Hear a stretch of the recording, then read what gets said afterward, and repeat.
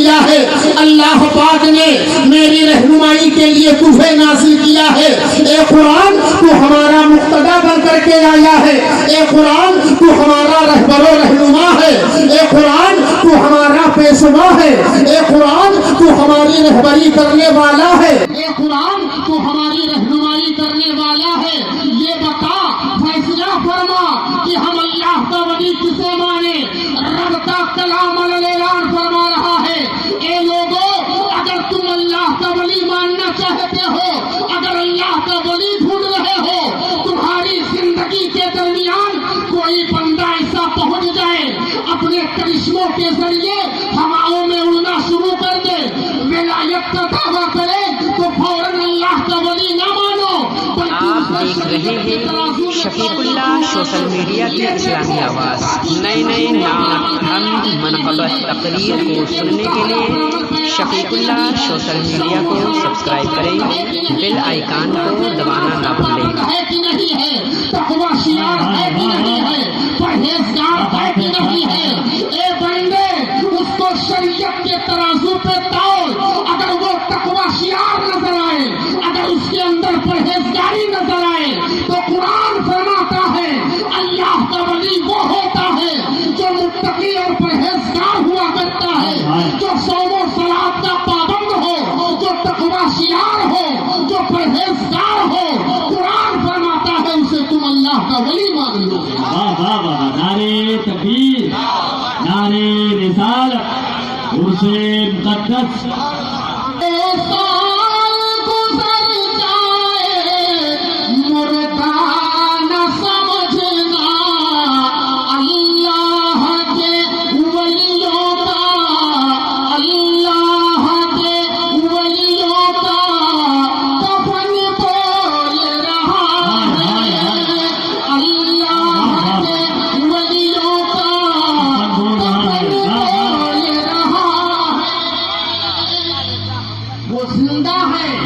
ہم کو اور آپ کو دیکھ رہے ہیں، الحمدللہ الحمدللہ۔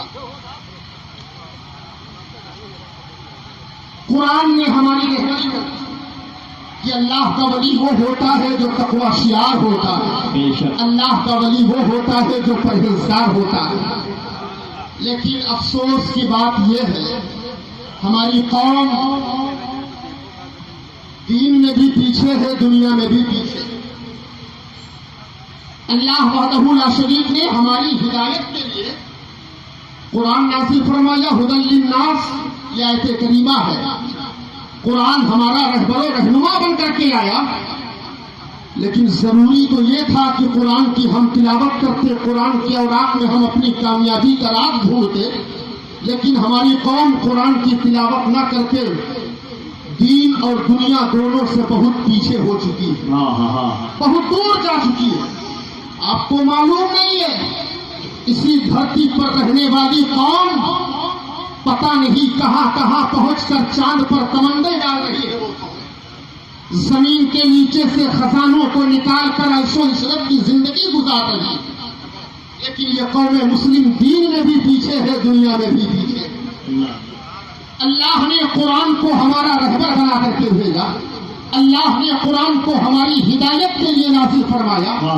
اگر ہم قرآن کی تلاوت کرتے، قرآن کو سینے سے لگاتے، تو آج ہم ذلت و پستی، ذلت کے گڑھے میں نہ جاتے۔ قرآن وہ کتاب ہے، الحمدللہ ثم الحمدللہ، سرکار دو عالم صلی اللہ علیہ وسلم فرماتے ہیں، خیرکم من تعلم القرآن وعلمہ، جو بندہ قرآن سیکھے اور دوسروں کو سکھائے، تم میں بہترین بندہ وہ ہے جو خود قرآن سیکھے دوسروں کو سکھائے۔ بولو نا سبحان اللہ، اور زور سے بولو سبحان اللہ۔ یا کہ گاؤں میں آپ کا محبوب ادارہ چل رہا ہے، دارالعلوم گلشن رضا، یہ علم کا پاور ہاؤس ہے، وہاں شریعت پڑھائی جاتی ہے، یہاں طریقت ملائی جاتی ہے، دونوں کا حسین سنگم ہے۔ شریعت کا معنی ہوتا ہے چوڑا راستہ اور طریقت کا معنی ہوتا ہے تنگ راستہ۔ آپ ایک دنیاوی مثال لے لیجئے، آپ ان سے بھی وابستہ رہو، مدرسے سے بھی وابستہ رہو۔ آدمی جب منزل کی طرف چلتا ہے، جب سڑک سے چلتا ہے تو اسے پہنچنے میں دیر لگتی ہے، لیکن جب گلی سے گزرتا ہے تو جلدی پہنچ جاتا ہے۔ کیوں؟ وہ راستہ شارٹ کٹ ہوتا ہے۔ یہاں طریقت پلائی جاتی ہے، اور طریقت کہتے ہیں تنگ راستے کو، وہاں شریعت پڑھائی جاتی ہے، اسے کہتے ہیں چوڑے راستے کو۔ اے مسلمانوں، میرا یہی ایک پیغام ہے، آپ مدرسے سے جڑو، خانقاہوں سے جڑو۔ کیوں؟ وہاں سے جڑو گے شریعت کا جام پیو گے، یہاں جڑو گے طریقت کا جام پیو گے، وہاں سے تم رب تک پہنچو گے، یہاں سے بھی رب تک پہنچو گے۔ یہی خانقاہوں کے پیغامات ہیں الحمدللہ۔ جو رب کے اولیاء کے دامن سے وابستہ ہوا تو وابستہ ہونے کے بعد وہ دنیا میں خالی نہیں رہا، یہ اپنا عقیدہ بول رہا ہے۔ جب ہم ان سے جڑیں گے، ان کے وسیلے سے پہنچیں گے اجمیر کی دھرتی تک، جب اجمیر تک پہنچیں گے وہاں سے پہنچیں گے بغداد کی دھرتی تک، جب وہاں پہنچیں گے وہاں کے وسیلے سے پہنچیں گے کربلا کی دھرتی تک، جب وہاں پہنچ جائیں گے تو وہاں سے پہنچیں گے مدینہ شریف تک، اور جب مدینہ شریف میں پہنچ گئے، علامہ حسن کا شعر پڑھیے گا، ڈھونڈا ہی کریں صدر قیامت کے سپاہی، وہ کس کو ملے جو تیرے دامن میں چھپا۔ نعرے تکبیر، نعرے رسالت، مسلک اعلی حضرت زندہ باد۔ واہ واہ واہ، سبحان اللہ سبحان اللہ۔ میرا پیغام یہ ہے، مدرسوں میں قرآن کی تعلیم دی جاتی ہے، لیکن ہماری قوم مدرسے سے بھی پیچھے ہے۔ یہ قرآن ایک ایسی کتاب ہے، سنو، حضرت عبداللہ بن عباس رضی اللہ تعالیٰ عنہ فرماتے ہیں، حضرت عبداللہ بن عباس رضی اللہ تعالیٰ عنہ فرماتے ہیں، قاری رضوان صاحب، یہ وہ صحابی رسول ہیں۔ بخاری شریف کا حاشیہ جب سیدی سرکار اعلیٰ حضرت نے لکھا، جس کا نام رکھا تعلیقات ظاہرہ، سیدی سرکار اعلیٰ حضرت فرماتے ہیں، حضرت عبداللہ بن عباس رضی اللہ تعالیٰ عنہ یہ وہ صحابی ہے، الحمدللہ وہ صحابی ہے، اللہ کے پیارے حبیب نے ان کے لیے دعا کی تو انہیں راس الفقہا کہا جانے لگا۔ وسلم کی دعائیں مبارکہ باب اجابت سے ٹکراتی ہے۔ علماء بیان کرتے ہیں، حضرت عبداللہ بن عباس کا خود بیان ہے کہ سرکار نے جب میرے لیے دعا کی تو میرے علم کا حال یہ ہوا، مجھے ایسا محسوس ہوا میرا سینہ علم کا مدینہ بن چکا ہے۔ اسی وقت سے حضرت عبداللہ کو لوگ راس الفقہا کہنے لگے، حبر امہ کہنے لگے، ترجمان القرآن کہنے لگے۔ حضرت عبداللہ بن عباس یہ وہ جلیل القدر صحابی ہے، الحمدللہ ثم الحمدللہ۔ یہاں سے میں ایک چیز کی وضاحت اور کر دوں، لوگ کہیں نہ کہیں لوگوں کو گمراہ کرتے نظر آتے ہیں۔ عید کے موقع پر جب دو لوگ آپس میں سینہ ملاتے ہیں، معانقہ کرتے ہیں، لوگ شرک و بدعت کا فتویٰ دے کرتے لوگوں کو گمراہی کی دہلیز پر لاتے ہیں۔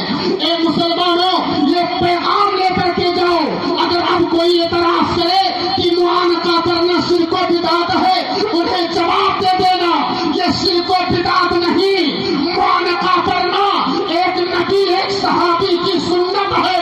الحمدللہ سرکار کے طریقے کو سنت دیتے ہیں، صحابہ کو جماعت دیتے ہیں، دونوں کو ملا دو اہل سنت والجماعت بن جاتا ہے۔ ہم اہل سنت والجماعت ہے، کیوں؟ نبی کے طریقے پر بھی عمل کرتے ہیں، صحابہ کے طریقے پر بھی عمل کرتے ہیں۔ سبحان اللہ سبحان اللہ، واہ واہ، حضرت عبداللہ بن عباس رضی اللہ تعالیٰ عنہ سبحان اللہ سبحان اللہ فرماتے ہیں، سنو، حضرت عبداللہ فرماتے ہیں اللہ نے مجھے قرآن کا وہ علم عطا فرمایا، وہ علم عطا فرمایا کہ اگر میری اونٹنی کی رسی گم ہو جاتی تو میں اس رسی کو قرآن کے اندر ڈھونڈ لیتا۔ یار اب تو بولو سبحان اللہ، اور زور سے بولو۔ اگر اونٹنی کی رسی گم ہو جائے تو اسے بھی وہ قرآن میں ڈھونڈ لیتے تھے، وہ علم، سبحان اللہ، ذرا زور سے بولو سبحان اللہ۔ اور قرآن کے اندر ہے کیا نہیں؟ کیا بات ہے، واہ قرآن کے اندر وہاں گھاس زیادہ نکلتی ہے، بنجر ہوتی ہے، وہاں گھاس زیادہ نہیں نکلتی ہے۔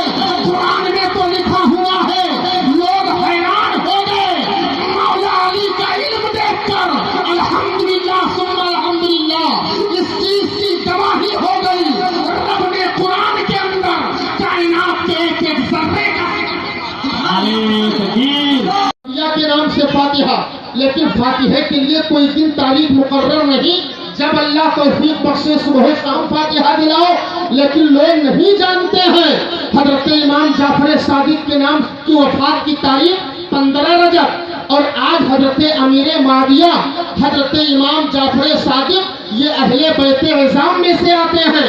حضرت امیر معاویہ یہ صحابی رسول ہیں، اور دونوں کے تعلق سے سرکار کا فرمان سنو، جو لوگ حضرت امیر معاویہ کو گالیاں دیتے ہیں میں ان کے لیے کھلا پیغام دینا چاہوں گا کہ سنو، سرکار نے فرمایا اہل بیت عظام کے تعلق سے، الا ان مثل اہل بیتی کسفینۃ روح من رکبها نجا ومن تخلف عنها ہلکا، کہ اہل بیت عظام یہ کشتی نوح کی طرح ہے، جو اس میں سوار ہوا بچ گیا، جو نہیں سوار ہوا ہلاک ہو گیا۔ کیا مطلب؟ اہل بیت عظام کے دامن سے وابستہ ہوئے، اہل بیت عظام کے محبتوں کو سینے سے لگایا تو سمجھ لو کہ تم ہلاک ہونے سے بچ گئے۔ اور صحابی رسول کے تعلق سے فرماتے ہیں اصحابی کالنجوم فبأیہم اقتدیتم واہتدیتم، میرے صحابہ یہ نجوم ہدایت ہیں، ہدایت کے ستارے ہیں، ان کی روشنی میں جو چلے گا وہ کبھی گمراہ نہیں ہو سکتا ہے۔ تھوڑی دیر کے لیے میں آپ کی توجہ چاہتا ہوں، سرکار نے صحابہ کو ہدایت کا ستارہ کہا، اہل بیت کو کشتی نوح سے مثال دی۔ ایسا کیوں؟ اب حکمت دیکھو، اس زمانے میں کشتی کے جو ملاح ہوتے تھے جب کشتی کو لے کے چلتے تھے، جب ان کو کسی ملک کی طرف جانا ہوتا تھا تو وہ ستاروں کو دیکھ کر چلتے تھے، فلاں ملک میں جانا ہے فلاں ستارہ دیکھتے تھے، فلاں ملک میں جانا ہے فلاں ستارہ دیکھتے تھے، مشرق میں جانا ہے مشرق کا ستارہ دیکھتے تھے، مغرب میں جانا ہے مغرب کا ستارہ دیکھتے تھے، شمال میں جانا ہے شمال کا ستارہ دیکھتے تھے، جنوب میں جانا ہے جنوب کا ستارہ دیکھتے تھے۔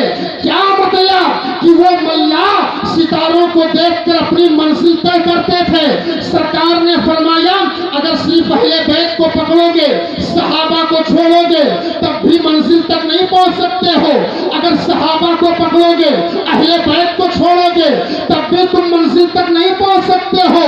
کشتی کے ساتھ ساتھ ستارے کی رہبری بھی ضروری ہے، لہذا سرکار نے بتا دیا کامیاب وہی بندہ ہے جو صحابہ کو بھی مانے گا اہل بیت کو بھی مانے گا۔ واہ واہ، حضرت امام کسائی کا مکان پڑتا ہے، جب وہاں خلیفہ پہنچے تو دل میں بیٹے کی محبت کا اشتیاق پیدا ہوا، کہا چلتے چلتے اپنے بیٹے سے ملاقات کر لوں، اپنی فوج سے کہا تم یہیں رکو میں اندر جا کر کے واپس آتا ہوں۔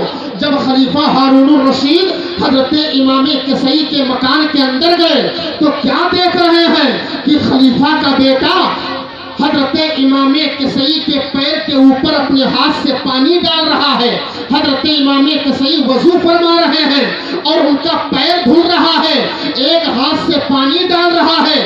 خلیفہ نے دیکھا تو غصے سے تلملا اٹھے، اپنے آپ کو برداشت نہ کر سکے، پہنچے اپنے بیٹے کو ایک تماچا کھینچ کے رسید کیا، کہا یہ کیا طریقہ ہے؟ ارے نادان، اللہ نے تجھے دو ہاتھ کیوں دیے ہیں؟ ایک ہاتھ سے پانی ڈال اور ایک ہاتھ سے اپنے استاذ کا پیر دھول۔ یہاں سے ہم کو اندازہ یہ لگتا ہے کہ رہتی دنیا تک لوگ تعلیم قرآن دیتے رہیں گے، حاصل کرتے رہیں گے، اور تاریخ بھی گواہ ہے دنیا میں وہی لوگ سربلند تھے جنہوں نے تعلیم قرآن کو سینے سے لگایا ہے، جنہوں نے فرمان رسول کو سینے سے لگایا ہے۔ آج بھی میرا پیغام ہے اگر تم تعلیم قرآن کو سینے سے لگا لو، فرمان رسول کو سینے سے لگا لو، میں گارنٹی لیتا ہوں تمہاری زندگی میں ایسا انقلاب پیدا ہوگا، ایسا انقلاب تصور تک نہیں کیا جا سکتا.